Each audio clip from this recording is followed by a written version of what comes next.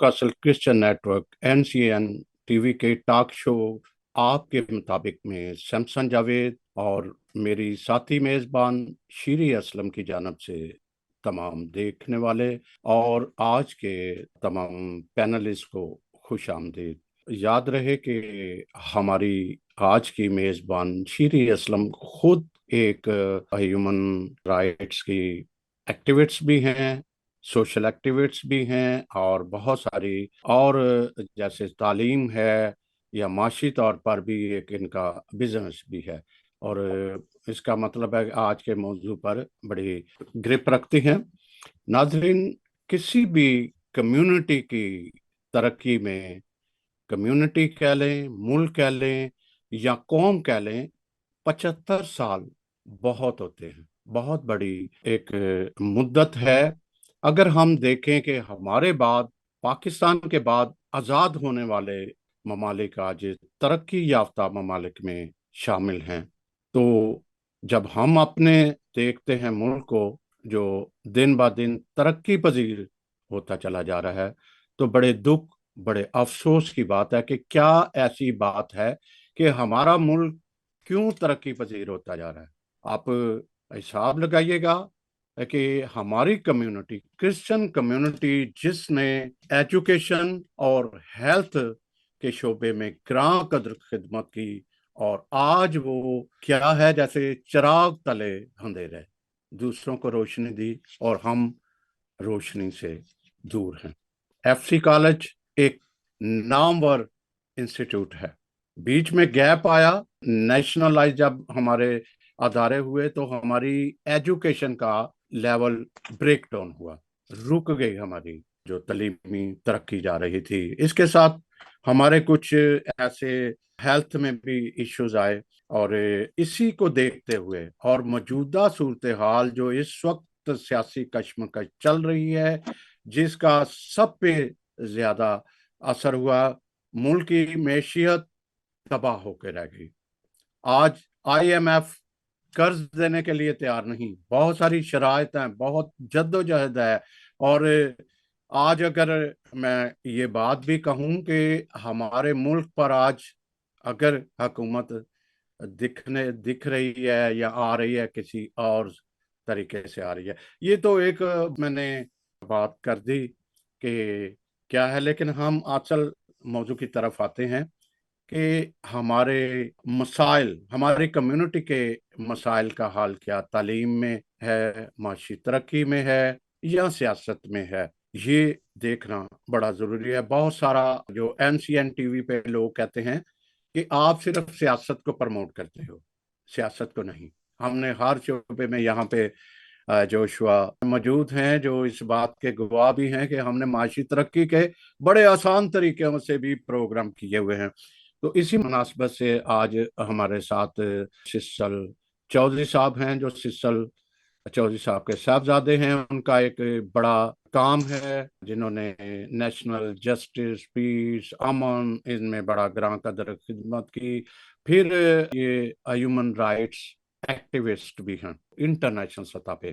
फिर हमारे साथ अनिल सैमुअल असिस्टेंट प्रोफेसर हैं, पिछले 10 साल से FC कॉलेज में उर्दू डिपार्टमेंट के हेड हैं, और उर्दू नावल के साथ ये वाबस्ता भी हैं, थीसिस भी लिखे। और इसी तरह फिर हमारे साथ जोशुआ भी हमारे साथ है आज, जोशुआ लहरू, जो एक साइंटिस्ट है, एग्रीकल्चर के साइंटिस्ट है। जहाँ ये तालीम को प्रमोट करते हैं, यहाँ वो माशी तरक्की के लिए भी ग्रां कद्र मशवरे भी देते हैं और अपनी जेब से भी लगाते हैं कि किस तरीके से कम्युनिटी सामने आए।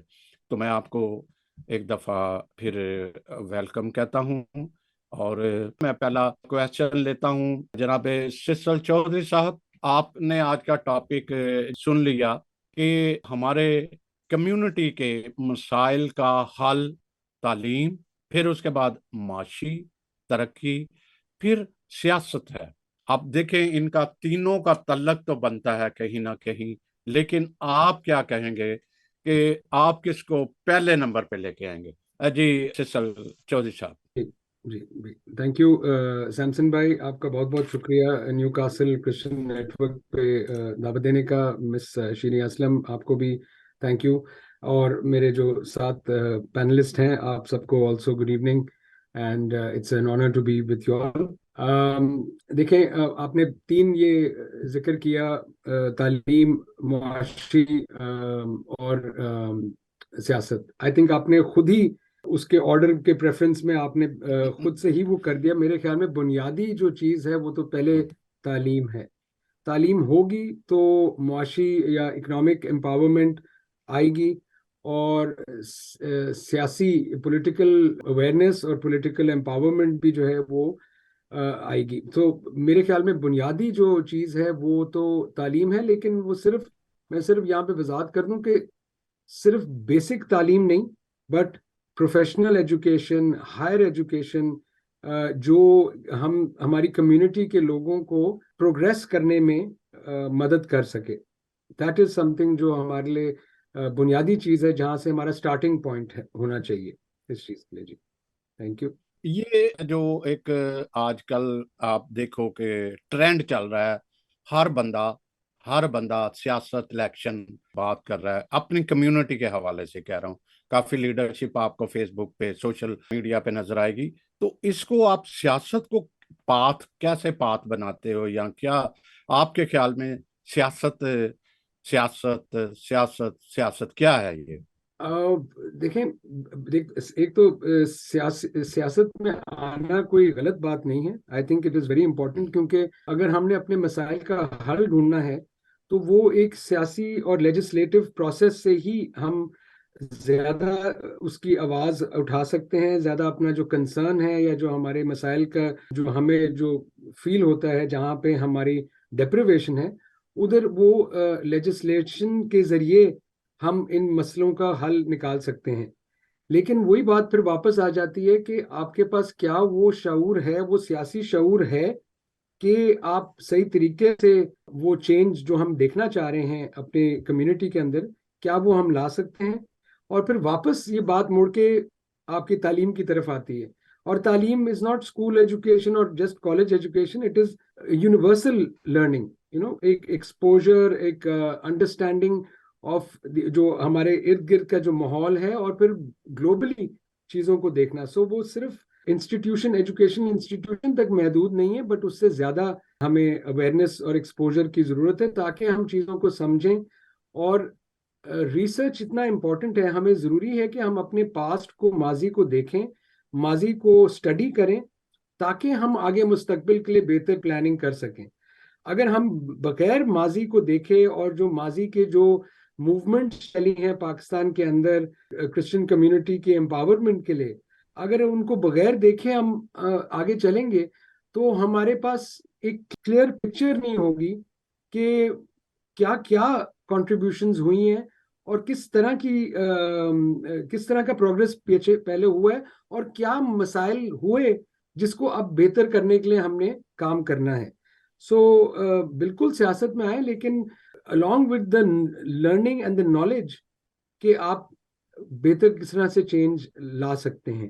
जी बहुत शुक्रिया। चूंकि हमारे दूसरे भी पैनलिस्ट हैं, उनको भी हम थोड़ा इन्वॉल्व करते हैं ताकि और ज़्यादा बेहतर आ सके। तो मैं चलता हूँ प्रोफेसर डॉक्टर अनिल साहब की तरफ के, वो क्या कहते हैं। यही क्वेश्चन मैं आपकी तरफ लेके जाता हूँ कि हमारा माइनॉरिटीज के बेशुमार अनगिनत मसाइल हैं, अनगिनत मसाइल हो गए हैं। आप एक देखो, एक दूसरा आ रहा है, तीसरा आ रहा है। तो इसमें आप क्या समझते हो कि अगर मैं उलट ले जाऊं, सियासत ले जाऊं, माशी तरक्की ले जाऊं, तालीम, तो आप आपकी सोच कहाँ पे जाती है? किसको आप अवलियत देंगे और क्यों देंगे? जी। बिल्कुल, मैं सेकंड करूंगा चौधरी साहब को कि सारी चीज़ों का हल तो बुनियादी तौर पर तालीम ही में है। और जब हम अपनी मसीही कम्युनिटी के मसाइल, अनगिनत मसाइल का जिक्र करते हैं, तो फिर हमें ये भी थोड़ा सा ध्यान में रखना चाहिए कि हमारी पाकिस्तानी जो मसीही कम्युनिटी है, इसकी उम्र कितनी है। तो मेरा ख्याल है कि हम कोई 125 साल के करीब हमारी एक बतौर कम्युनिटी एक उम्र बनती है। और उसके बाद फिर मिशनरीज ने या चर्चेस ने बहुत सपोर्ट किया है। हमारी कम्युनिटी को। और हम इंडिविजुअली शायद उस तरह आदी भी नहीं हो पाए शुरू से आगे बढ़ने के। मिशन या चर्चेस ने ही हमें, यानी जोशुआ साहब जिस इलाके से हम ज़मीनें भी दी, वो ज़मीनें फर्दर डिवाइड हुई, ज़मीनें बिक गई, हम काश्तकाराना मिजाज भी नहीं अपना सके जनरेशन टू जनरेशन। तो ये सारी चीज़ें ज़ाहिर है इनके एनालिसिस भी के लिए भी तालीम का होना ज़रूरी है। लेकिन हम अगर ओवरऑल पिक्चर देखें ना, तो हमारे सारे मसाइल की बुनियादी वजह तालीम ही है। ये मैं अब ओवरऑल बात कर रहा हूँ पाकिस्तान की। पाकिस्तान के बेशुमार जो मसाइल हैं उसकी भी बुनियादी वजह तालीमी निज़ाम है, बेसिकली एजुकेशन सिस्टम जो है। चौधरी साहब, मुझे याद है ये बाइस्ड जो लिटरेचर था हमारा, उस पर भी एनसीजेपी में इन्होंने काफ़ी रिसर्च इनके होते हुए शुरू हुई थी। और जो तालीम है वो वो किस डगर पे है, ठीक है, ये एक बहुत बड़ा क्वेश्चन है। तालीम ही बुनियादी चीज़ है, लेकिन तालीम के साथ तालीमी निज़ाम बड़ी एक इम्पॉर्टेंट चीज़ है। हमारा जो सिस्टम है वो दुनिया के साथ तो मैच ही नहीं करता, हम आहंग ही नहीं है, क्रिटिकल थिंकिंग नहीं है। जाहिर है हम एक मेजोरिटी की बात कर रहे हैं, हम कैम्ब्रिज की बात नहीं कर रहे, हम कदरे एलीट क्लास की बात नहीं कर रहे, मेजोरिटी की बात कर रहे हैं कि उसके यहाँ एजुकेशन सिस्टम जो पढ़ रहे हैं हम, वो एक रट्टे पे बेस्ड है। और उसके बाद भी देखें तो डॉक्टर जोशुआ जैसे बहुत कम लोग हैं जो आगे हायर एजुकेशन के लिए या बहुत अच्छे उसमें भी ग्रो करके और आगे निकले, या एक ग्लोबल अब सिटीजन के तौर पर एंजॉय भी कर रहे हैं और अपना रोल भी प्ले कर रहे हैं। इस एजुकेशन सिस्टम में हमारे बहुत से बच्चे ऐसे हैं जो एवरेज होते हैं, जो इस रट्टे सिस्टम के साथ मैच ही नहीं करते, वो नाइन्थ में जाके कोलैप्स कर जाते हैं, या उसके बाद आगे पढ़ नहीं पाते, या एवरेज स्टूडेंट के तौर पे एफए बीए कर लेते हैं और उसके बाद वो एक लंगड़ी लूली सी जाहिर है कि एक जिंदगी की तरफ हम आ जाते हैं और उस तरह से हम आगे ग्रो नहीं कर पाते। तो एक तो बात यह है कि जब एजुकेशन जाहिर है बुनियादी चीज है, मैं भी इसको प्रायोरिटी दूंगा, लेकिन एजुकेशन में आगे फर्दर हमें डिस्कशन की बहुत जरूरत है कि अगर वो जो एवरेज स्टूडेंट है वो एक रियलिटी है हमारी, उनके लिए क्या होना चाहिए। वोकेशनल, जैसे प्रोफेशनल स्टडीज की बात हो रही है, वोकेशनल इंस्टीट्यूट्स होने चाहिए। आजकल तो बहुत कुछ है जो मैट्रिक या उसके से पहले भी आप कर सकते हैं, अमेजोन है और दीगर चीजें हैं। तो हमें तालीम को भी ना रीडिफाइन करना पड़ेगा। हमारा तो सिस्टम ही बड़ा अजीब सा है। और दूसरी बात मैं क्विकली इसको जरा करता हूँ, टाइम थोड़ा है। ये सारी चीजें इंटरकनेक्टेड हैं। आप सियासत के असरात तालीम पे, जैसे मैं एजुकेशन सिस्टम का जिक्र कर रहा हूँ, तो ये सियासी फैसले हैं जहां जिसने ये एजुकेशन सिस्टम को बायस लिटरेचर, अब नई चीज एसएनसी है, ये आपकी एक सियासी जमात ही का किया धरा है ना सब कुछ। एजुकेशन सिस्टम और पीछे चला गया। तो हम सियासत एक ऐसी चीज है जो हम पर इम्पैक्ट करती है, हर बंदे पर करती है, हमारी कम्युनिटी पर भी करती है। और हमारे जो सो कॉल्ड पॉलिटिशियंस हैं वो सिर्फ इलेक्शन लड़ने को शायद समझते हैं, या कॉटन का शलवार कमीज पहनने को सियासत समझते हैं कि उससे ये सियासत है। सियासत एक बिल्कुल एक बड़े बड़े पैमाने पर या बड़े कैनवस पे समझने की जरूरत है कि सियासत तो एक एक हमागीर एक सरगर्मी का नाम है जो समाज की बेहतरी के लिए प्लानिंग का एक नाम है, और उसके साथ तालीम को अलग नहीं किया जा सकता।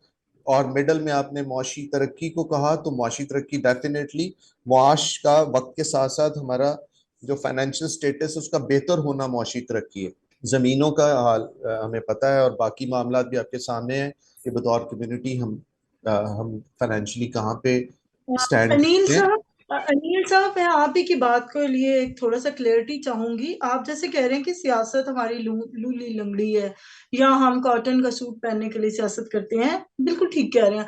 लेकिन मुझे बताइए, यहाँ पे मसीही इदारे जिन्होंने पॉलिटिकल लीडर पैदा किए, जैसे बेनजीर है, मुशर्रफ है, और बहुत से अच्छे अच्छे लीडर्स पैदा किए, तो क्यों क्रिश्चियंस में से ऐसे लीडर क्यों नहीं निकल सके? क्या मसीहों को उन्होंने वैल्यू ही नहीं दी? अपने ही इदारों ने वैल्यू नहीं दी?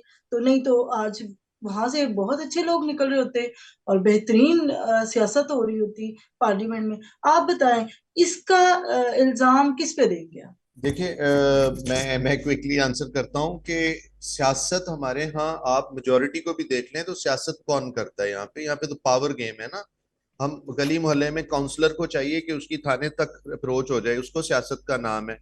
ठीक है, एमपीए का ये है कि उसको जरा चार बंदे जानते हों, ये सियासत है ना। तो वो तो ओवरऑल हमारे मुआशरे में सियासत का की डेफिनेशन ही गलत है ना यहाँ पे। और उसके बाद जब तक हम अब सियासत के हवाले से अपना कॉन्सेप्ट क्लियर नहीं होगा, विजनरी पॉलिटिशियंस नहीं होंगे, सिर्फ अपने इक्तदार या अपनी थोड़ी सी पावर एंजॉय करने से बाहर नहीं निकलेंगे, तब तक तो अच्छे सियासतदान पैदा नहीं हो सकते। एक दो नाम के अलावा शहबाज भट्टी मैं पर्सनली समझता हूँ कि किसी हद तक एक प्रोमिनेंट नाम है। अदरवाइज कौन है सियासतदान जिन्होंने कोई बहुत दूररस कोई काम किया हो जिसका हम आज फ्रूट हमें मिल रहा हो, या नेटवर्किंग ही की हो कि हमारी कम्युनिटी को किसी नेटवर्किंग में लेके आए हो।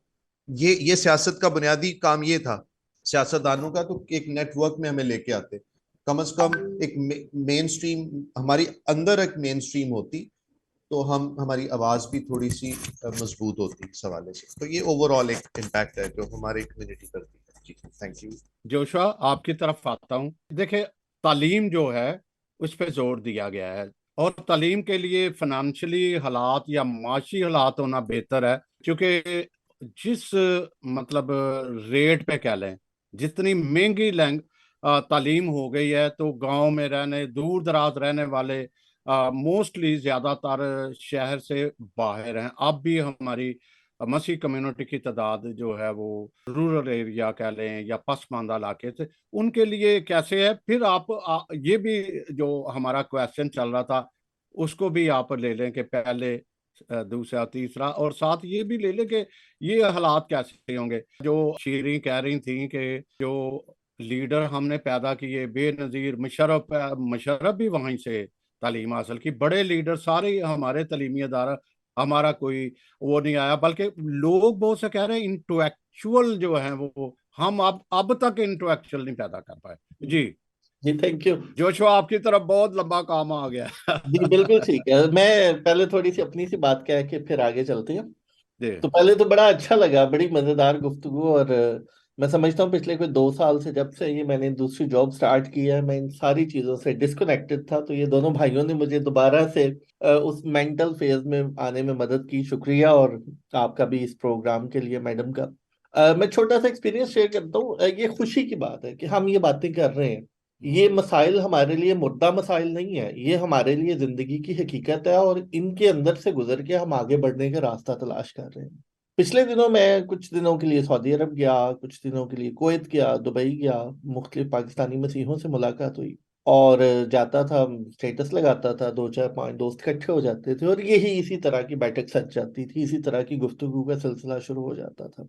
मैं समझता हूँ ये एक इंटेलेक्चुअल सीटिंग है, जिसमें हम बगैर किसी जाती मफाद के, बगैर किसी तालियों शाबाश और हारों की उम्मीद के, हम दिल से अपने दुख दर्द लेके सामने आते एक दूसरे के बैठ गए हैं, और हम इस नशिस्त के अंदर उन मसाइल को डिस्कस कर रहे हैं। तो ये मैं समझता हूँ ये शुक्रगुजारी है उन मिशनरी इंस्टीट्यूट्स की। और इस तरह की गुफ्तगू मुझे लगता है किसी बेनज़ीर नवाज शरीफ, इमरान खान की गैदरिंग से ज्यादा मुफीद है, ज्यादा मौसर है, ज्यादा नेक नीयत और ज्यादा पुरखलूस है। दूसरी बात, हम अगर फिर उसी तरह मसाइल के ऊपर जाएं तीनों में से, तो मैं आपकी बात ही डॉक्टर साहब ने जो की कि एजुकेशन रीडिफाइन करना बहुत जरूरी है। आज अगर मुझे कोई कहता है कि मैंने एमए मुतालिया पाकिस्तानिया में मैंने इस्लामियात किया और मेरे लिए कमर्शियल मार्केट में क्या जगह, तो मेरे पास उसका कोई जवाब नहीं है। हाँ, मेरी लाइल्मी हो सकती है, या मेरे पास ऑप्शंस शायद ना हो उन भाई बहनों के लिए, लेकिन मुझे जनरली लगता है कि मार्केट में मुश्किल है। अगर आईटी किया, चांसेस ज्यादा है। अगर बिजनेस पढ़ा है, चांसेस ज्यादा है। तो जो हम पढ़े वो हमें यही सोच के पढ़ना है कि मैंने अपने इलम से, मैंने फ्रेडरिक नीचे नहीं बनना कि मैंने किताबें लिखनी है जो मेरे मरने के बाद पब्लिश हों। मैंने शोपेनहावर, इमानुएल कांत नहीं बनना। मैं एक आम मसीही हूँ, मेरे 2 माँ बाप है, मेरे बच्चे हैं, मेरा आगे खानदान है, मेरे 6 रिश्तेदार हैं। किसी को दवाई के लिए पैसे चाहिए, किसी का मीटर कटने वाला है, और किसी के घर में दाल रोटी की जरूरत है। तो मुझे वो एजुकेशन चाहिए जो मेरा घर चला के दे सके। तो मेरी डिग्री के अंदर प्रोफेशनलिज्म होनी बहुत जरूरी है।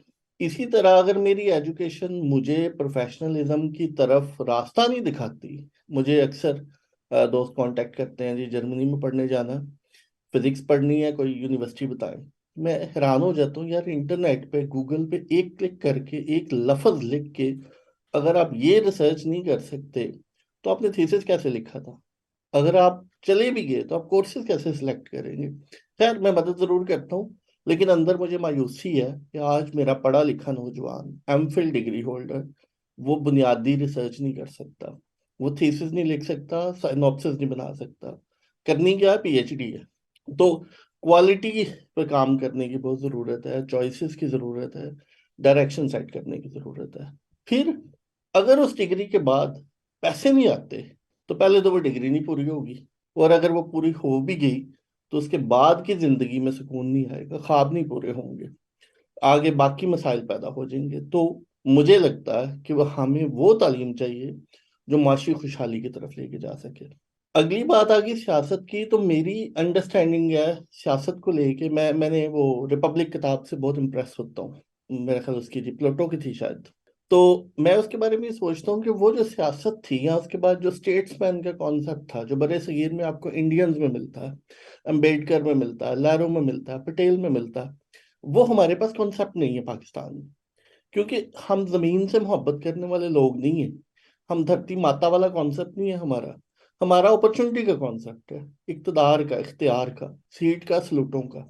सीट सलूटों वाला बंदा स्टेट्समैन नहीं बन सकता। मुझे लगता है मेरा जो भी सियासी व्यू हो, उससे पाकिस्तान की पॉलिटिक्स पे कोई खास फर्क नहीं पड़ेगा। यही अगर मैं अपनी सारी एनर्जी, सारे वसाइल अपने खानदान, अपनी जिंदगी पे, अपने अपने सेल्फ ग्रोथ पे इस्तेमाल करूं तो वो शायद ज्यादा मुफीद होंगे। आखिरी बात, हम में से ज्यादातर लोग बाहर हैं, जो नहीं है वो आना चाहते हैं, इसलिए कि हमने रियलाइज किया कि वहाँ हमारे हाथ पैर मारने से कोई बहुत ज्यादा चीजें नहीं हो सकती। तो मुझे लगता है कि सियासत हाथ पैर मारना है, और मुझे उसकी आउटकम कोई खास नजर नहीं आती। तो ये मेरी इस पे पोजीशन है। जोशवा, मैं जब सियासत पे एक बात कह रहा था, हम्म। तालीम के लिए भी, तरक्की के लिए, तालीम कैसे कि आपका जितनी तालीमी इस्लाहात होती हैं हम्म। या बोर्ड होता है, वो सारा इन्हीं के गिर्द घूमता है, सियासत के गिर्द घूमता है। हम्म। इस्लाहात हो गई, तालीमी इस्लाहात हो गई, सिलेबस हो गया, फिर कहते हैं ना सोशल जस्टिस, माशी इंसाफ हो गया, फिर आपके तासबात हैं जिन्होंने घेर रखा है हमारे मसाइल को। कल की बात है कि एक क्रिश्चियन लड़के को बहुत मारा है, वो किस तरह माशरे में एक रवादारी नहीं आई। तो जी सर, कुछ जी। रवादारी मुझे लगता है रवादारी नतीजा है, आउटकम है। जहां जिन माशरों में रवादारी आएगी, जिस इंसान को आप जहनी तौर पे अपने से कमतर समझते हैं, या तो आपकी अखलाकियात बहुत आला और रफा हो तो ही आप उसके हकूक का एहतराम करेंगे, या आप पे कोई सोशल प्रेशर हो। तो पाकिस्तान में ये दोनों चीजें मुमकिन नहीं है। मेरी मेरी अंडरस्टैंडिंग ये है कि जो पाकिस्तान में मिनॉरिटीज वैसे ही मिसफिट है। कैसे मिसफिट है, आप देखिए, जूस अपर क्लास थे, आज कोई भी नहीं है। कंधारा आर्ट आर्ट में आपके पास वो बुद्धिज्म, इतने बुद्धिस्ट थे किसी जमाने के अंदर, होते नहीं है। उसके बाद पारसी, मेरी लास्ट गिनती के मुताबिक सिर्फ 15 या 20 फैमिलीज थी, नहीं है, अपर क्लास थी। जो नेशनल कॉन्सेप्ट के अंदर ही हम मिसफिट हैं। इसलिए जो भी चीज होगी हमारे लिए, कानून बन भी जाए, मैं अगर पुलिस इंस्पेक्टर हूं तो मेरे भी तो जज्बात है ना, मेरे भी तो एहसास आता है। तो मेरा एहसास, मेरा जज्बा मुझे एहसास दिलाता है कि ये जो पाकिस्तानी क्रिश्चियन खड़ा, ये सब स्टैंडर्ड ह्यूमन बीइंग है, या ये जो हिंदू है ये सब स्टैंडर्ड है। अगर अगर मैं ऐसा सोचता हूँ तो वो कॉन्स्टिट्यूशनल राइट उनका जो भी हो, it doesn't matter, it's a social collective opinion जो इंसानों के साथ जुड़ा हुआ है। तो मैं इस पे ये समझता हूँ कि पाकिस्तानी मसीहियों का, और इवन आप अपनी सियासी क़यादत को अगर देख ले, अपने वालिद के वाक़या में मैंने बहुत करीब से देखा कि लोग बड़े खौफजदा हैं। वो बड़ी बड़ी पोजीशंस पे तो हैं लेकिन सिंबॉलिक हैं, उनके पास ना इख्तियार है। और जाहिर है अगर वो उससे आगे बढ़ के बात करें तो उनके लिए अपनी पोजीशन उनकी खराब होती है, वो अपनी अथॉरिटी लूज करते हैं, या जो भी उनको प्रिविलेजेस हैं उनका खतरा होता है। तो पाकिस्तानी आम मसीही को चाहिए कि वो do their best and try to go abroad. सिर्फ इसलिए नहीं, मैं इसको भागने की तरफ नहीं लेके जा रहा, मैं इसको बेहतर जिंदगी की उम्मीद की तरफ लेके जा रहा हूँ। मैं इसको करंट स्टैंडर्ड्स के मुताबिक जो लाइफ में इम्प्रूवमेंट्स आपको चाहिए, उसका एक एक उसका मेथडोलॉजी, उसकी इमिग्रेशन भी है। इवन इस्लाम में भी है कि हिजरत एक बहुत सी चीज़ों में से एक है जिससे आपकी ज़िंदगी में नए तरीके से दरवाजे खुलते हैं। तो मैं पर्सनली समझता हूँ कि पाकिस्तान में सियासी जदोजहद की बजाय हमें इज्तमाही तरक्की की। जोशवा जोशवा एक बात में, मेरा एक्सपीरियंस जो है ना, एक्सपीरियंस होता है, मैं मुशाहिदा भी करता हूँ, एक्सपीरियंस भी करता हूँ मोस्टली। आप कह रहे हो जैसे अब्राड जाया जाए एजुकेशन के लिए, फिर वो रह जाते हैं बहुत सारी तादाद, बहुत सारे इंटेलेक्चुअल, बहुत सारे सियासतदान, बहुत सारे साइंटिस्ट भी इस वक्त कहाँ बैठे हैं, बाहर बैठे हैं। वो बेचारे गरीब जो इस वक्त पाकिस्तान में हैं, उनके लिए यहीं से कुछ हो तो रहा है, लेकिन लोकल सतह पे नहीं हो रहा। तो बात लंबी हो जाएगी। मैं शीरी असलम आपकी तरफ ही आता हूँ, आप हैंड ओवर कीजिएगा। जोशवा से शुरू करूंगी कि जैसे अभी जोशवा साहब ने कहा कि अब्रॉड चले जाएं, ठीक है, जो यहाँ पे मिसफिट है। अब यहाँ पे तो मिसफिट तो मेजोरिटी ज्यादा चली जाती है, उनके पास ज्यादा वसाइल है, वो वहां चली जाती है। मैं हम आपको फिर जवाब उधर देता हूँ मैडम, मैं आपको जवाब देता हूँ। बेसिकली क्या ना, हो गए। किसी भी काम के लिए ना एक विल चाहिए, विल। मेरे जब अब्बा हजूर गांव से निकल के 33 तक जाते थे तो वो पैदल जाते थे, गर्मी में जाते थे। मेरी दादी उनकी फीस नहीं दे सकती थी, किराया बचाती थी, पैदल जाती थी। जब जर्मनी हम्म में सीरिया से, इराक से, बाकी मुल्कों से लोग आए तो उन्होंने किसी एम्बेसी में जाके वीजा नहीं अप्लाई किया, इकट्ठे होके आगे।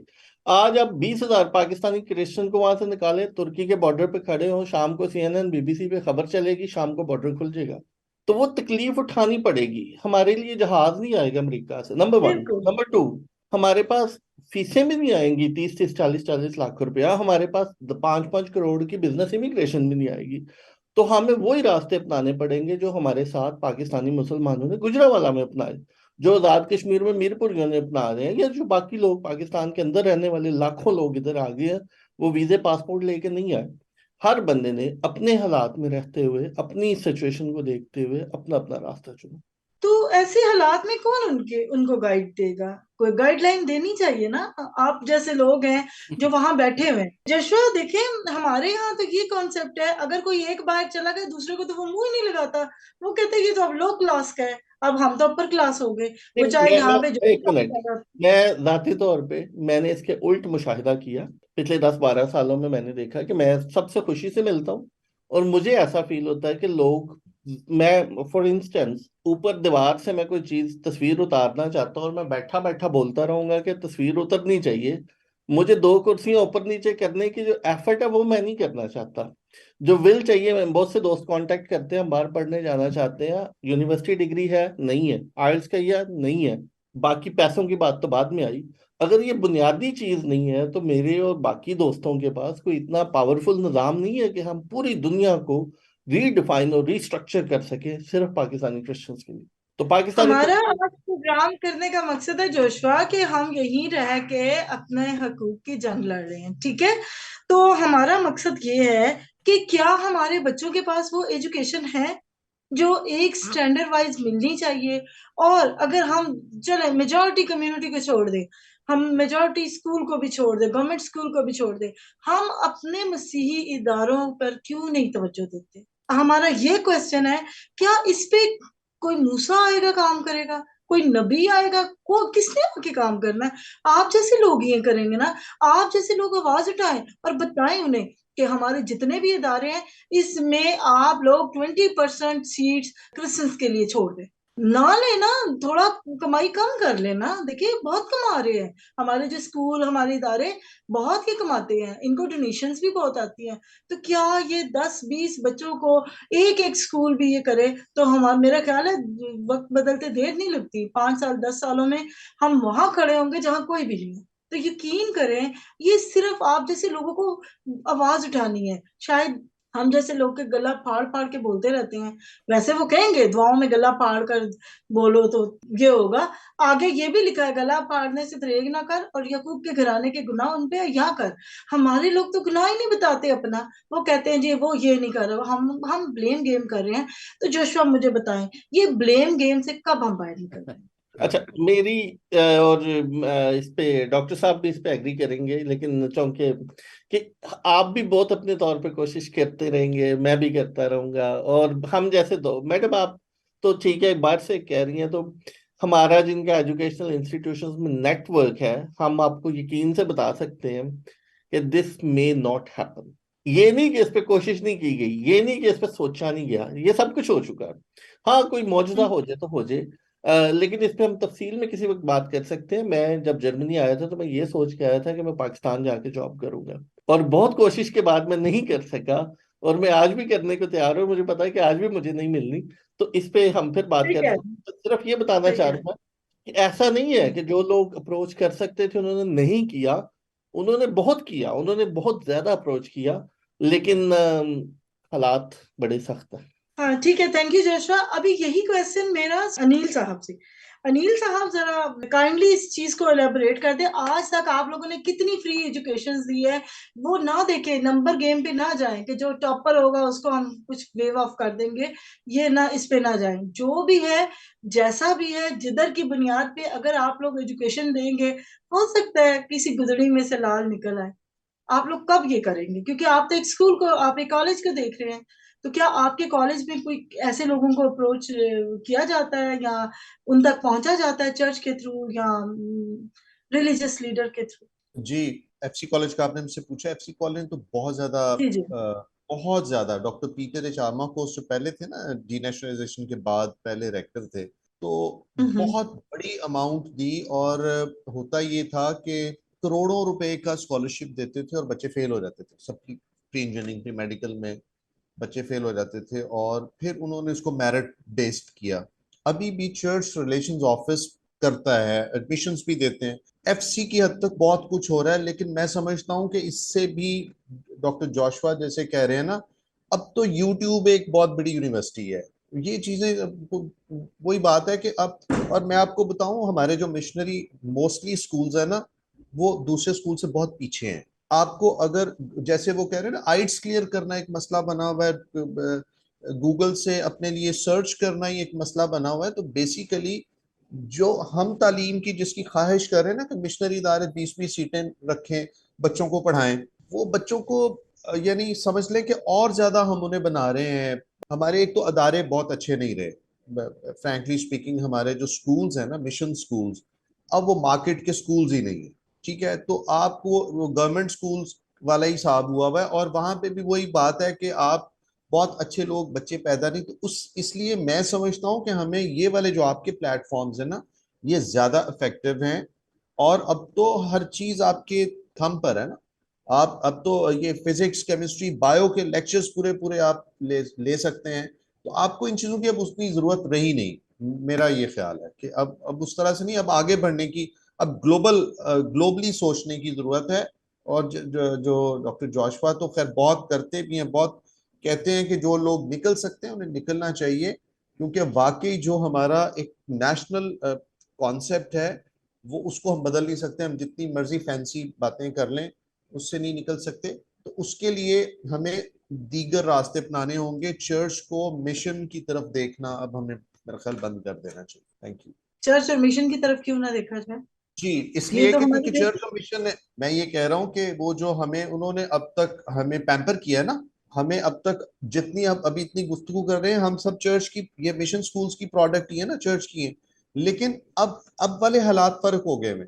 अब अगर हम फिर, अब हम खुद इतना, या जो सोशल मीडिया इतना अवेयरनेस दे रहा है, आप जैसे प्लेटफॉर्म्स के, अब हम अगर ये सोचते रहें कि कैथीड्रल स्कूल्स जो है वो बच्चों को एडमिशंस दें, तभी हम आगे बढ़ सकते हैं, सेंट एंथनीज है या दूसरे तीसरे स्कूल्स हैं, तो मेरा ख्याल है उसकी अब उस तरह जरूरत रही नहीं।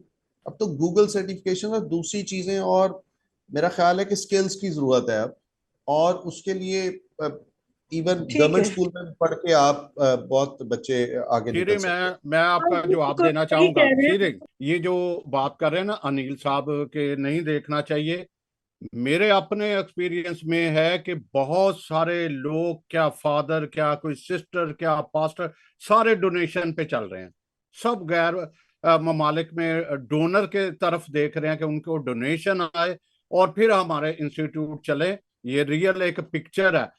और क्यों हमारी एजुकेशन हम्म में जदीद टेक्निक, एक मिनट जरा, मैं इसमें क्योंकि खुद भी एजुकेशनिस्ट भी हूँ, क्योंकि इस हमारे तमाम इंस्टीट्यूट में जदीद टेक्नोलॉजी जो चाहिए, जदीद कंप्यूटर चाहिए, नेट चाहिए, वो हमारे इंस्टीट्यूट्स में है नहीं। मैं आपको हम्म ये वसाइल की, इसलिए ये मैं कब से कह रहा हूँ कि पंजाबी मेरा एक शेर है कि गोरे गोरे हत्थां अगे अपने हाथ पसारे ने, गोरे गोरे हत्थां अगे अपने हाथ पसारे ने, कदू यसू दे आखे लाके अपनी सूली आप चुकणगे। इसका मतलब ये है कि अगर हम डिपेंड करते रहेंगे, हम आगे नहीं बढ़ेंगे। मैं आपको सही कह हाँ, रहा हूँ। ये बात बिल्कुल ठीक कह रहे हैं। मेरे ख्याल में अगर ये किसी काबिल नहीं रहे ये इदारे, तो इनको बंद हो जाना चाहिए। ऐसे ही हमने एक टैबू रख दिया या कोई क्या कोई ऐसा माइलस्टोन रख दिया, बंद कर दें इन चीजों को। सिस्टर वैसे साहब की तरफ चलते हैं, सिस्टर साहब की तरफ तो चलते हैं तभी वो। तभी हमें अक्ल भी जी आनी जी, है, तभी हमें अक्ल आनी है। हमने फिर बात ही नहीं करनी इन इदारों की। फैसल साहब से सिस्टम मेरे साहब की ख्याल राय तरफ, लेनी चाहिए। हाँ जी, हाँ जी, उनकी सिस्टम तरफ साहब चलें, की तरफ जाते हैं। क्योंकि उनकी सिस्टर चौधरी मिशेल भी साहब काम आपसे कर रही हैं क्वेश्चन, बहुत ज्यादा। जी चौधरी साहब आपसे क्वेश्चन है कि जी। माशी तरक्की में चर्च और मिशनरी अदारों का क्या रोल है? मिशनरी इदारों का देखें, माशी तरक्की। जी जी बिल्कुल, माशी तरक्की में पहली बात तो ये देखें, बात वापस शायद तालीम की तरफ आ जाती है क्योंकि स्टार्ट वहीं से होगा। और जो बिल्कुल। जिक्र आप कर रहे थी, मैं थोड़ा सा उस पर भी जरा व्यू देना चाह रहा हूँ। हमें ये भी देखने की जरूरत है कि हमारी जो एजुकेशनल इंस्टीट्यूशंस हैं उन्होंने 20 साल एक सेटबैक खाया जब नेशनलाइज हुई 70 की दहाई में। वो उस वक्त एक अपॉर्चुनिटी बनी जब प्राइवेट स्कूल नेटवर्क्स ने एंट्री मारी, और वो प्राइवेट स्कूल्स ने जो है वो अपने आप वो अपना एक स्पेस बनाया और वो फिर आगे निकलना शुरू हुए। उस 20-25 साल बाद जब ये इंस्टीट्यूशंस, हमारी जो मिशनरी इंस्टीट्यूशंस, जो एजुकेशनल इंस्टीट्यूशंस जब वापस डी नेशनलाइज हुई, तो वो बहुत पीछे जा चुकी थी। बिकॉज ना उनके पास वो बजट्स थे, ना उनके पास वो वसाइल थे जिससे वो एट पार रह सकें with the private school networks. और वही जो सैमुअल साहब, प्रोफेसर सैमुअल ने भी बात की कि वो उस तरह की एजुकेशन इम्पार्ट नहीं कर सकते इस वक्त करंट हालात में जो रिक्वायर्ड है नेशन बिल्डिंग के लिए या एम्पावरमेंट के लिए या इकोनॉमिक एम्पावरमेंट के लिए। वो नहीं है उस तरह से। तो ये भी हमें देखने की जरूरत है कि जब तक वो विल नहीं होगा चर्च लीडरशिप का भी टू एड्रेस दिस इशू, तो तब तक तो चेंज नहीं आएगा। सबसे पहली चीज तो नीयत होनी चाहिए, और नीयत के बाद फिर वो मेहनत शुरू होगी उस तरह की चीज में। दूसरा ये कि आपने जो सवाल किया कि चर्च का क्या रोल है उसमें, आई थिंक बहुत जरूरत है कि अभी कि चर्च और चर्च लीडरशिप को कि वो अपनी कम्युनिटी के अंदर ये अवेयरनेस क्रिएट करने की जरूरत है कि कितना जरूरी है हम सबको बतौर एक कम्युनिटी के कि हम हमारे लिए तालीम, एजुकेशन, और अगर आप हायर एजुकेशन या वो एलीट वाली एजुकेशन नहीं भी आप ले सकते, तो और बड़े मुख्तलिफ किस्म के, अब आज जो आजकल की जो दुनिया है उसमें बहुत मुख्तलिफ किस्म के प्रोफेशंस आ चुके हैं, बहुत नए बिल्कुल प्रोफेशंस आ चुके हैं जो आप कर सकते हैं। टेक्निकल वोकेशनल ट्रेनिंग्स हैं, स्किल बेस्ड एजुकेशन है, वो करने की जरूरत है ताकि हम अपने आप को मुआशी तौर पे सस्टेन कर सकें और ग्रो कर सकें। तो वो चर्च लीडरशिप का ये भी एक बहुत बड़ा रोल है कि वो कम्युनिटी के, देखें मैं या प्रोफेसर सैमुअल या जोशुआ, हमारे पास वो मशीनरी नहीं है कम्युनिटी में एक इतनी मैसिव स्केल के ऊपर अवेयरनेस देने की।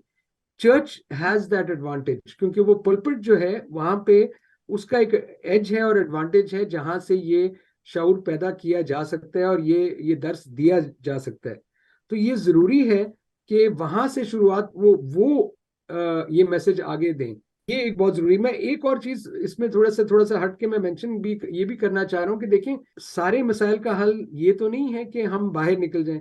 ना तो 4-5 मिलियन क्रिश्चियन कम्युनिटी बिल्कुल। पाकिस्तान से बाहर जा सकती है, ना वो वसाइल सबके पास हैं कि वो जा सकें। तो that's not the solution. Solution तो हमारे मुल्क के अंदर ही हमने ढूंढना है, चाहे जो मर्जी हो। वो जरूर जिनके पास वो अपॉर्चुनिटी बनती है, जिनके पास वो एबिलिटी है और वो जाना चाहते हैं, उसमें कोई रुकावट नहीं होनी चाहिए, जरूर जाएं। ये उनका हक है कि ज्यादा बेहतर तालीम हासिल करने के या बेहतर जिंदगी के लिए भी अगर वो जाना चाहते हैं तो जरूर जाएं। बट मैसेज के लिए जो है हल जो है हमें अपने मुल्क में निकालना है, और उसके लिए आई थिंक ये बहुत बड़ी एक कह लें एक स्ट्रगल है जो हमें करने की जरूरत है। ये एक सालों की नहीं है, ये दहाइयों की स्ट्रगल है जो हमें करनी पड़ेगी जब हमारा किबला दुरुस्त होगा कि हाँ जी हम वाकई में इसको करना चाह रहे हैं या नहीं, वाकई में एम्पावर करना चाह रहे हैं या नहीं।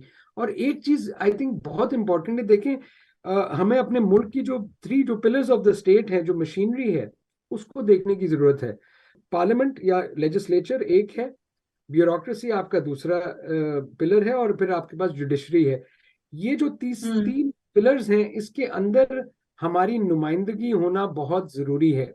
और नुमाइंदगी एक दो से नहीं, बहुत ज्यादा होनी जरूरी है, क्योंकि इस वक्त हमारे मुल्क में एक माइंडसेट का इशू है। जैसे कि जोशुआ ने बात की कि एक परसेप्शन है कि Christians are second class citizens. उस इम्प्रेशन को चेंज करने के लिए हमें इन सारी स्टेट की मशीनरी के अंदर जो है हमें अपने आप को इंटीग्रेट करने की जरूरत है, क्योंकि तभी जाके देखिए, लॉज तो पार्लियामेंट बना देती है, उसको इम्प्लीमेंट जो है वो ब्यूरोक्रेसी करती है। और ब्यूरोक्रेसी के अंदर अगर हम माइंडसेट बायस होगा या नेगेटिव होगा तो चीजें नहीं होंगी, वो चेंज नहीं आएगा। जब हमारे कम्युनिटी से लोग वहां पे मौजूद होंगे तो आहिस्ता आहिस्ता वो माइंडसेट तब्दील होना शुरू होगा। क्योंकि इंटरैक्शन के बगैर तो नहीं, अगर मैं एक अजम्पशन कर लूं बगैर आपसे इंटरैक्ट करे कि जी आप मुझे समझेंगे, वो नहीं होगा। आप मुझे तभी समझ पाएंगे जब हम इंटरैक्ट करेंगे। उसके लिए जरूरी है बिल्कुल। इंटरैक्ट होना। तो उस सिस्टम के चौधरी अंदर साहब, होना जरूरी है। आपकी बात को मैं आगे लेके जाना चाहती हूँ कि जैसे आपने कहा हमें अपना किबला दुरुस्त करना है, हमें अपना एक मेन फोकस रखना है कहीं पे। तो क्या समझते हैं इस मेन फोकस के दौरान क्या हम सियासत को मजहब से अलग अलग करेंगे तब ये ठीक होगा, या इनको मर्ज करेंगे तब ठीक होगा? मतलब कोई एक राय दें ताकि उसके बाद हम अपनी चीजों को दूसरों तक भी पहुंचा सकें कि मजहब जो है सियासत और मजहब एक जगह काम करेगी तो तब नहीं, दुरुस्त ये होगा। देखिए मजहब जो है वो एक पर्सनल बिलीफ आपका है, वो एक पर्सनल मैटर है, और वो हमेशा अलहदा होना चाहिए सियासत से। बिकॉज अगर आप सियासत और मजहब को इंटरट्वाइन करेंगे तो फिर क्या होता है कि वही जो हमारे मुल्क में हो रहा है कि मजहब को इस्तेमाल किया जा रहा है सियासी मुफाद के लिए। और ये 75 साल में हमने देखा, और बिलखसूस पिछले 40 साल में तो हमने बहुत ज्यादा देखा है। आज भी ये साल इलेक्शन का है, आप देख लें सियासी पार्टियां किस तरह से मजहब का इस्तेमाल कर रही हैं और करें और मजीद करेंगी जैसे इलेक्शंस और करीब आएंगे। तो ये तो इनको अलहदा बिल्कुल करने की जरूरत है। लेकिन दिस डज नॉट मीन कि जो रिलीजियस लीडरशिप है वो प्रोफेशनल एम्पावरमेंट के लिए मैसेजेस नहीं दे सकती। वो बिल्कुल दे सकती है, उस पर तो कोई रुकावट नहीं होनी चाहिए। मैं किसी का नाम नहीं बताऊंगी, यहाँ पे मैंने सवाल किया था उनसे कि सर आप अपने मेंबर से या आप अपने प्लेटफॉर्म से ये कह दें कि जी फला फला बंदा है तो ये पढ़ा लिखा भी है, इसको सपोर्ट करें, इसको ये करें। उन्होंने कहा जी सवाल ही नहीं पैदा होता, मैं तो चर्च के प्लेटफॉर्म से ये बात ही नहीं कर सकता। मैंने कहा जब तक आप इसको बात नहीं करेंगे तो सर लोगों में अवेयरनेस कैसे आएगी? तो उन साहब ने मुझे कहा कि नहीं, मजहब और सियासत अलग है, हम चर्च के अंदर इन चीजों को डिस्कस नहीं करते। और मेरे ख्याल में आपकी बात से जो मुझे थोड़ी समझ आई है कि हमें ये चर्च में डिस्कस करनी चाहिए, हमें लोगों को ये वे आउट दिखाना चाहिए। क्योंकि देखिए देखें, जी, दाऊद ने हुकूमत की, इसी तरह हजरत सुलेमान ने हुकूमत की। तो मेरे ख्याल में सियासत कोई इतनी गंदी चीज नहीं है कि हम किसी को कहें कि चर्च में देखिए इसका जिक्र नहीं करना चाहिए। सोशल इश्यूज के ऊपर अवेयरनेस देना, मैं थोड़ा सा इसमें थोड़ा सा अगेन, मैं क्योंकि मेरा काम जो है वो ह्यूमन राइट्स के हवाले से है, तो इंसानी हकूक के जी दायरे में रहते हुए मैं एक बात कहूंगा कि देखें, फिर वही बात जो मैं भी पहले जब पाकिस्तान में कौमी कमीशन बराए अमन और इंसाफ के साथ काम कर रहा था, हम नो डाउट एक बड़ा इदारा था, चर्च का इदारा था, लेकिन हमारे पास भी वो उतने वसाइल नहीं जो चर्च के पास हैं।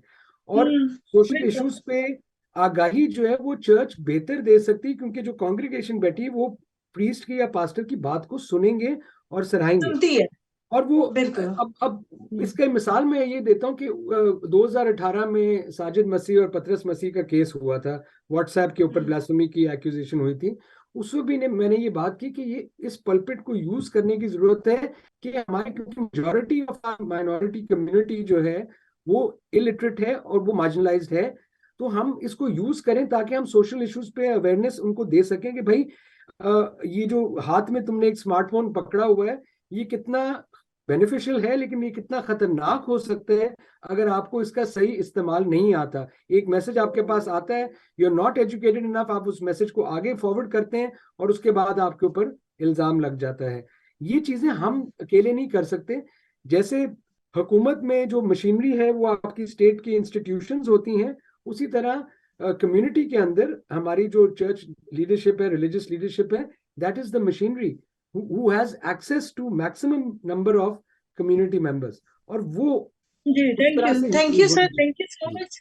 अभी हम अनिल साहब की तरफ मैं जाऊंगी। मेरा एक क्वेश्चन है अनिल साहब आपसे कि जब हम बात करते हैं चर्च की, प्लेटफॉर्म की या अवेयरनेस की, तो आप लोगों को ये है कि आप लोगों ने पास्टर्स को या अपनी जो स्टूडेंट है उनको ये आप लोग कहते हैं कि वो जाएं और चर्च प्लेटफॉर्म यूज करें? क्या आपका ऐसा कोई एक्सपीरियंस है जो आपने किया चर्च लेवल पे, ताकि उसमें इंतखाबात की अवेयरनेस दी जाए इलेक्शन के हवाले से, या ये जैसे अभी चौधरी साहब ने कहा कि जैसे मैसेज फॉरवर्ड होते हैं, हम लोग अनपढ़ होते हैं, हम कर देते हैं, चर्च स्टूडेंट्स का के एक साथ मिलकर कोई ग्रुप बनाया आपने ऐसा कि जो चर्च प्लेटफॉर्म पे जाके इस तरह की अवेयरनेस रेजिंग करें? नहीं, उसमें ये होता है कि डिफरेंट चर्चेस के ना डिफरेंट ट्रेडिशंस होती हैं, डिफरेंट कल्चर होता है। और अच्छा। चर्चेस का जाहिर है एक सोशल विंग भी होता है ना, सोशल भी रिस्पॉन्सिबिलिटी होती है चर्च की, सोशल बिल्कुल। अवेयरनेस और इस किस्म की चीजें होती हैं।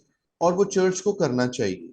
चर्च एक तो स्पिरिचुअल ग्रोथ के लिए तो है ही, लेकिन उसके अलावा हमारी जो सोशल ट्रेनिंग है वो चर्च उसके लिए, जैसे चौधरी साहब ने भी कहा कि वो बड़ा अच्छा एक प्लेटफॉर्म है और वो वहां पे ये काम हो सकता है।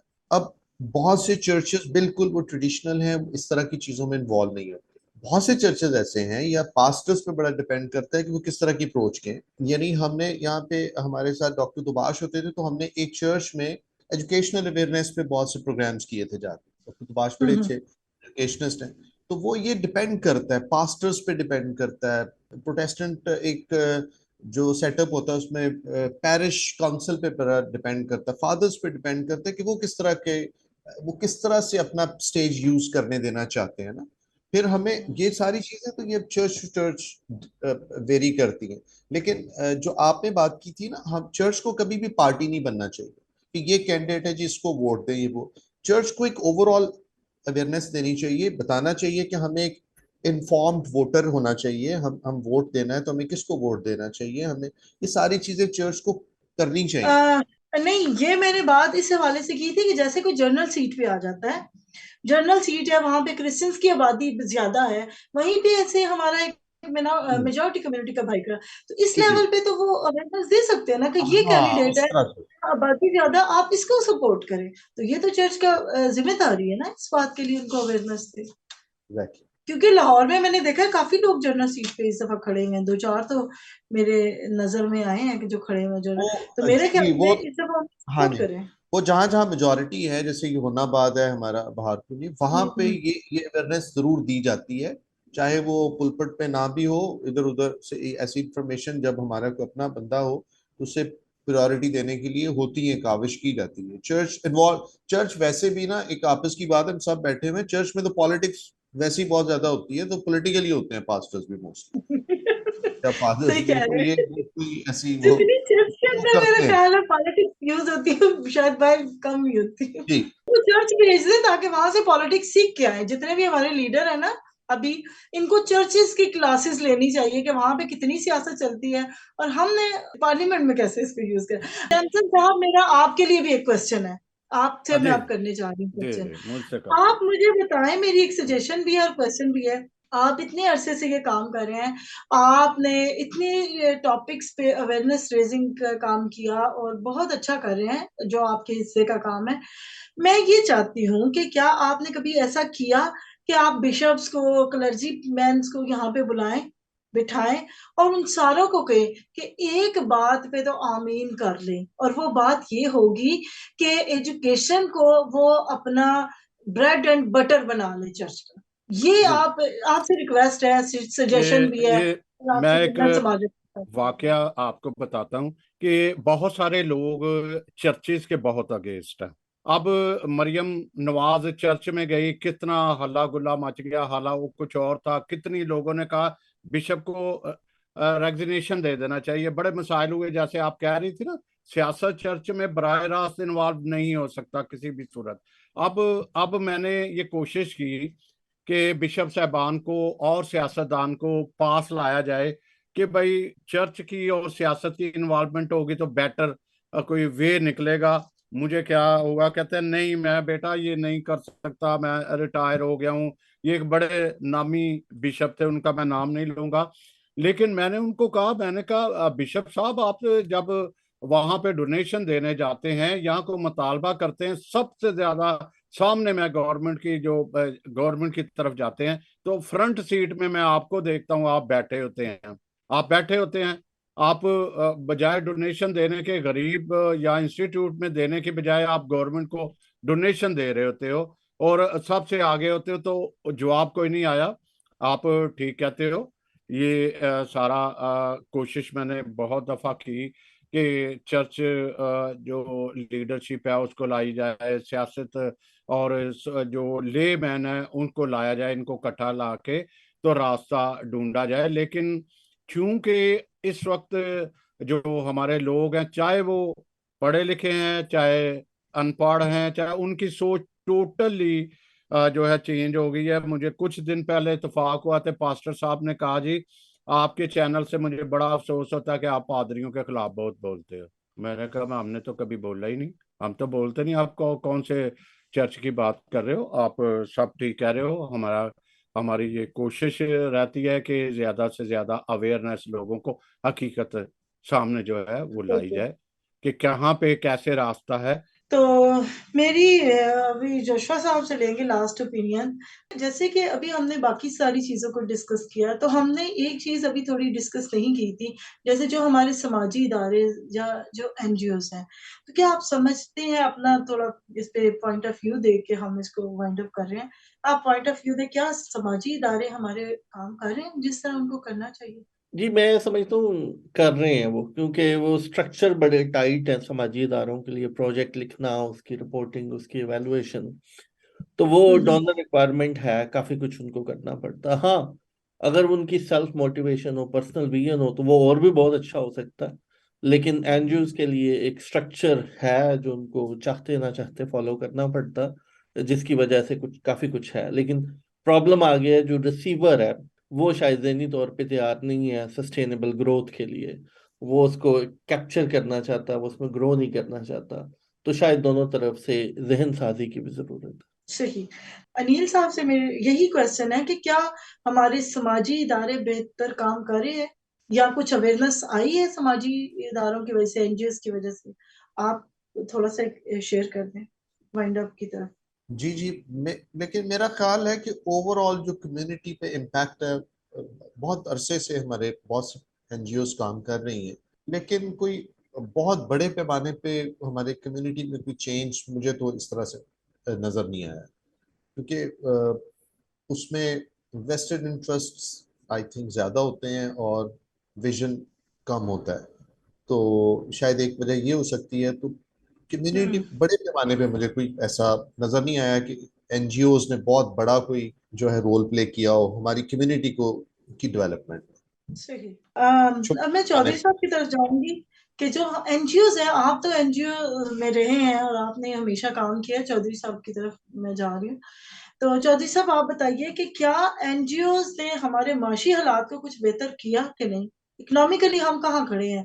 तब कहाँ खड़े थे आज से 20 साल पहले जब एनजीओज नहीं थी, और आज कहाँ खड़े हैं? जिस तरह प्रोफेसर सैमुअल ने भी बात की, और इवन जोशुआ साहब ने भी, कि कोशिश तो जरूर की है, लेकिन वही बात है कि it's like a drop in the ocean, because ये उनका डोमेन सिर्फ वो जरूर जितना वो कर सकते हैं अपने एग्जिस्टिंग वसाइल के अंदर वो करेंगे और कोशिश करते हैं, लेकिन ये स्टेट की रिस्पॉन्सिबिलिटी आ जाती है।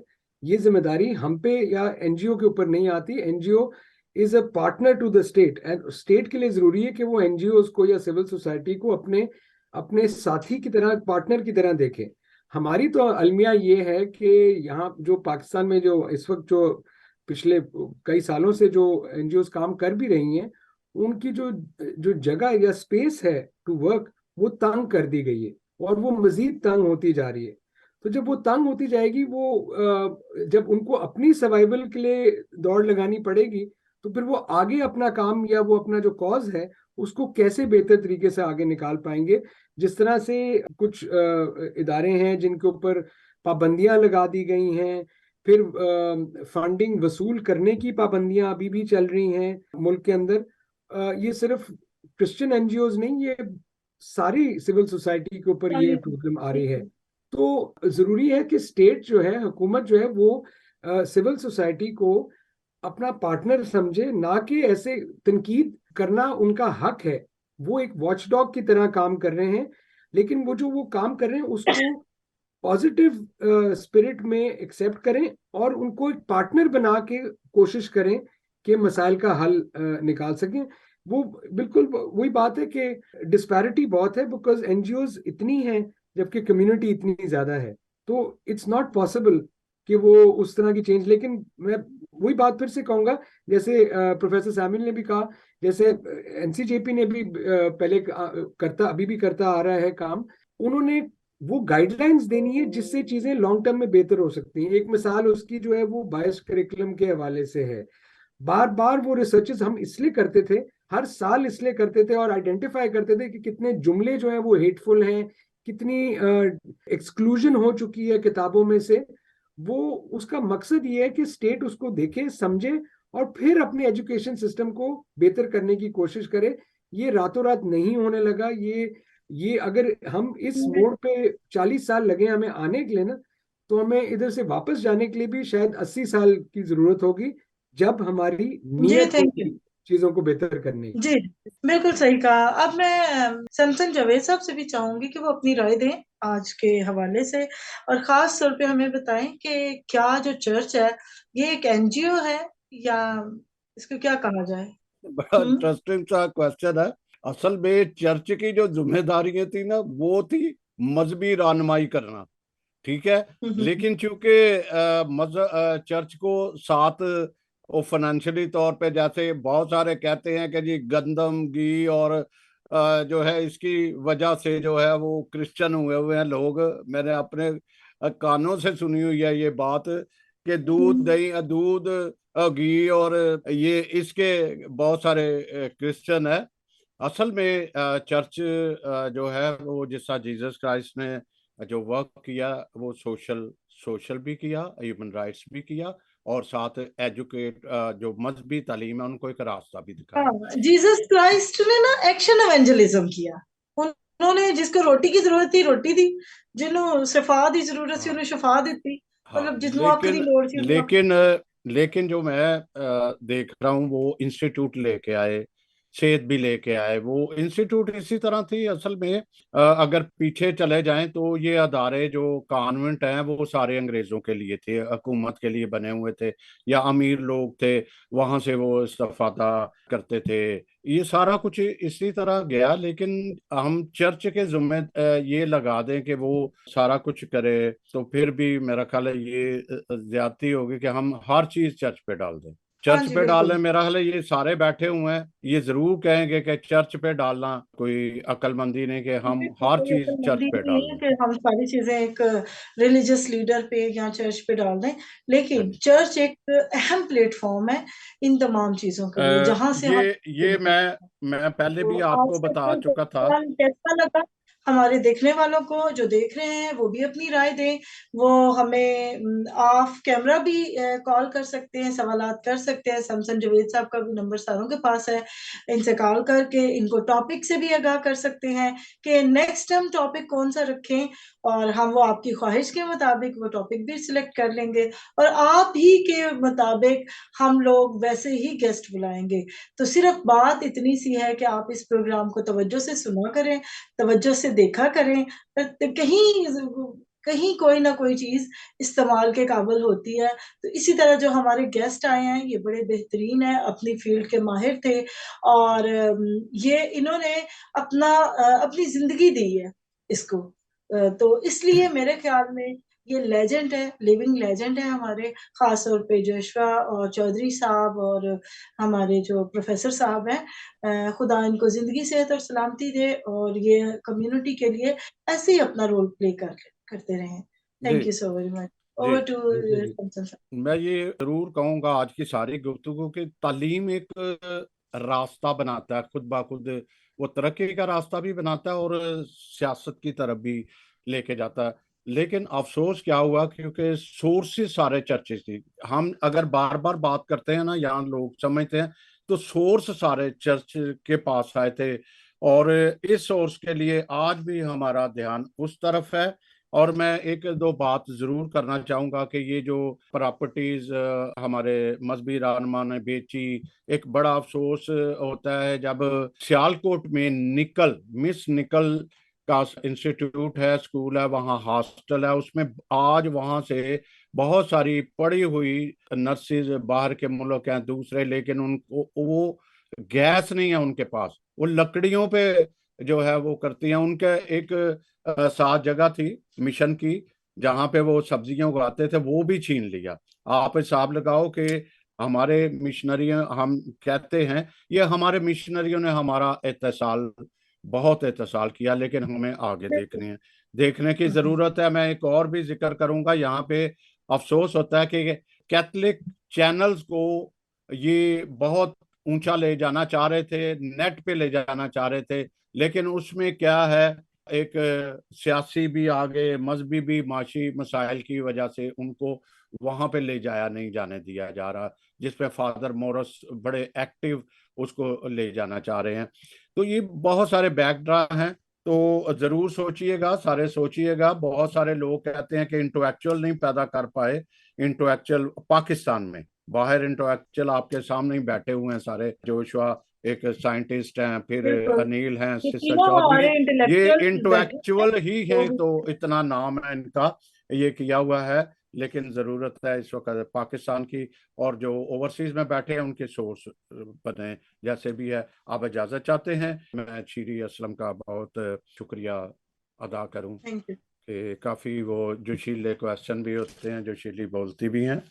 तो बहुत शुक्रिया आप सबका, देखने वालों का बहुत शुक्रिया, और खुदा आप सबका हामी नासिर। Thank you. ओके जी, खुदा हाफिज। जी, थैंक यू सो मच।